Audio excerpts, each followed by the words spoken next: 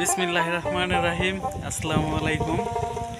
বিকেলবেলা আসলাম আমাদের পাট ক্ষেত দেখার জন্য। তো এই পাট ক্ষেত আসলে বাংলাদেশের সোনালী আঁশ পাট, এটা আমাদের অনেক উপকারে আসে বা পাট দিয়ে অনেকই হয়, এটাকে বাংলাদেশের সোনালী আঁশ বলা হয়।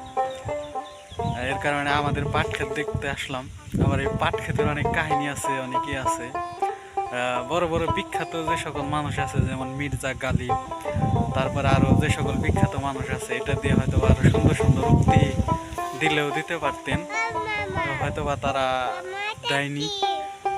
এর পিছনে অন্য হয়তো বা কোনো কারণও থাকতে পারে। তো যাই হোক, বিকেলবেলা আজকে পাট ক্ষেতের এই দিকে আসলাম, সব মিলিয়ে অনেক ভালো লাগলো। এর আগে ধানের একটা ভিডিও আপনাদের দিছিলাম, বা ধান কীভাবে কাটে সেটা আপনারা অনেক কমেন্ট করছিলেন বা অনেকেই করছিলেন যে অনেক ভালো লাগছে। তো সেই সুবাদে আপনাদের মাঝে একটু তুলে ধরলাম। যে যেখান থেকে দেখলেন সবাইকে অসংখ্য ধন্যবাদ। আসসালামু আলাইকুম।